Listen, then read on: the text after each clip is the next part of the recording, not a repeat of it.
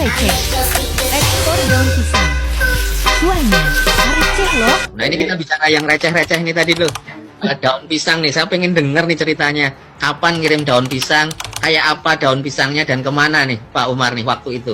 Oke, baik, waktu itu saya kirim di November 2021, maaf, 2021 November. Ekspor daun pisang dan kontraknya cuma 3 bulan, waktu itu, 6 bulan. Jadi 6 bulan kita kontrak, April kemarin kita sudah selesai. Dan itu kita kirimnya sebenarnya tiap minggu, Pak. Jadi tiap minggu, karena untuk daun pisang itu kan gampang busuk, Pak. Resiko cepat busuk ya. Jadi kita tiap minggu itu kirim sekitar 2 sampai 3 kuintal di situ, Pak. Jadi kemana Pak Umar? ke Jerman.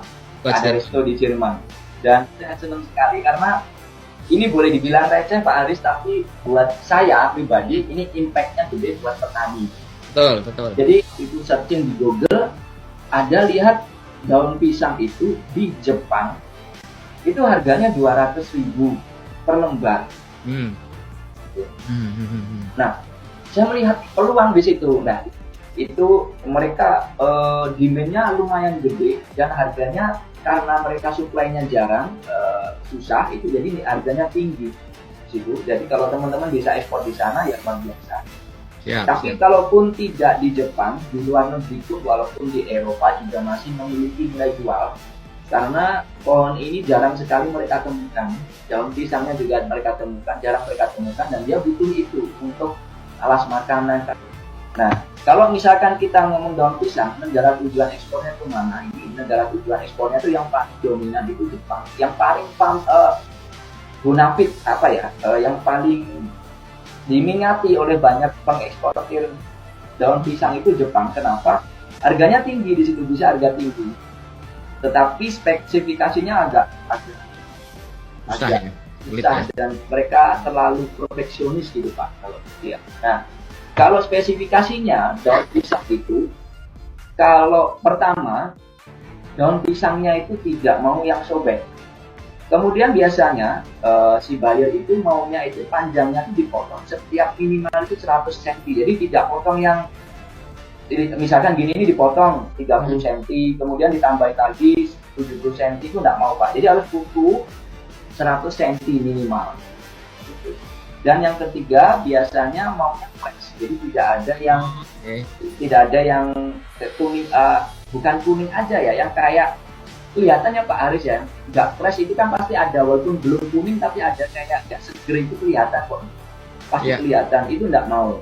Nah, itu situ. Kemudian jenis pisangnya tuh tidak semua jenis pisang bisa kita ambil daunnya, karena yang paling diminati ini adalah jenis pisang kepok. Daunnya itu sangat strong untuk smell-nya, dan yang kedua dia tidak gampang robek. Dan kita kalau ngomong yang ini yang paling krusial juga, yang paling maaf ini masih omset ya, nanti bisa ini jadi potensi cuannya kalau kita ekspor daun pisang. Ya mungkin receh ya, maaf saya bilang tadi receh, nggak seperti teman-teman ekspor batu bara atau apapun atau produk yang lebih besar, tapi setidaknya kalau saya senang karena petani juga senang seperti itu. Jadi lebih baik kita coba ekspor, dan ini sebenarnya tidak hanya daun pisang aja. Semua komoditas sebenarnya yang limbah itu kayak bisa diekspor, seperti limbah pohon kelapa, sapu lidinya, serabut kelapanya, termasuk jagung, padi, itu limbahnya kayak sekam itu bisa diekspor juga. Terus kemudian bonggol jagungnya itu kan daripada dibuang dimakan juga lagi, itu juga untuk makan ternak juga di bonggol jagung. Itu pun sebenarnya bisa diekspor. Kalau teman-teman melihat potensi, intinya apa? Kuncinya adalah ketika kita mau berhasil ekspor, yang pertama melihat komoditas yang tepat. Jadi kuncinya adalah komoditas Anda tepat. Kalau memang komoditasnya nggak tepat, sebagus apapun kita, website kita, dan sebagus apapun kerjasama kita sama IPTC atau ADAC atau diaspora atau yang lain yang ada di luar negeri, kalau memang produknya nggak dibutuhkan, ya nggak akan bisa ekspor. Ini penting nih. Jadi saya ini bukan produsen, bukan UMKM yang membuat kerajinan, bukan nelayan memiliki tambak, bukan petani yang memiliki kebun. Saya ini orang biasa, tapi niat saya adalah bagaimana kita saling membantu gitu loh, mengangkat perekonomian petani, nelayan, dan UMKM. Makanya setiap di Ekspor Youth, slogan saya adalah bantu petani, bantu nelayan, dan bantu UMKM. Kita harus menjadi a local hero, lokal pahlawan lokal kita. Di sini para ranger dilahirkan dengan jiwa satria, infanteri namanya, sama marga pedoman kita.